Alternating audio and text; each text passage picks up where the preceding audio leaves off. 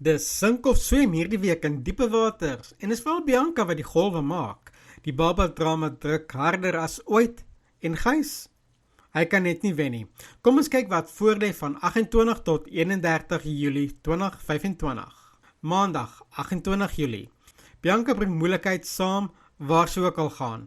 Hierdie keer is Jacques die teiken van haar skerp tong en sy verkleineer hom behoorlik.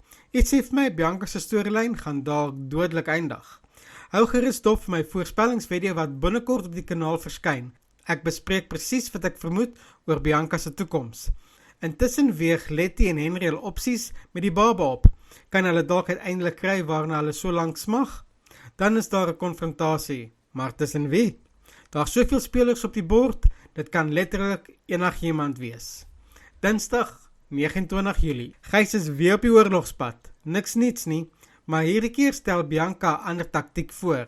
Een wat beslis haar eie agenda dien. En ek het altyd gedink Gys het 'n kop op sy skouers, maar deesdae sit hy op daai verstand van hom. 'n Polisieondersoek bring spanning tussen Letty en Henry. Lyk my hierdie baba gaan vir meer as net vreugde sorg. Woensdag 30 Julie.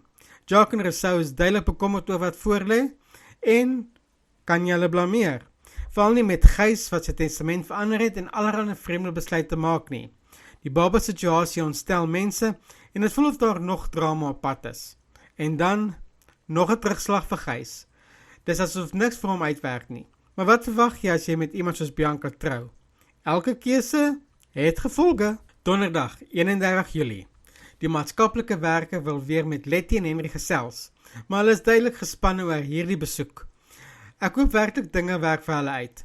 Maar iets sê vir my, hierdie baba gaan nog trane bring. Val as die biologiese ma terugkeer. Iets wat ons weet, gaan wel gebeur een of ander tyd. En Bianca, sy is weer op dreef. Daar's moeilikheid op pad tussen haar en Pam. Dit klink asof die popo binnekort die fan gaan tref. Jy sou dink sy probeer Gys se kinders beïndruk, maar nee. Bianca dink sy is untouchable. Maar ek dink, die skrywers het vir haar 'n valstrik beplan. Die water kook behoorlik hierdie week, maar die vraag is, wie is die paddas in die pot? Gaan Bianca uiteindelik haar agterend sien sonder 'n spieël? Gaan Letty en Henry geluk vind met die baba? So baie vrae en so min antwoorde. Dis jou voorskou vir Diepe Waters 28 tot 31 Julie. Bly ingeskakel en onthou om te like, subscribe en kommentaar te los met jou eie teorie hieronder.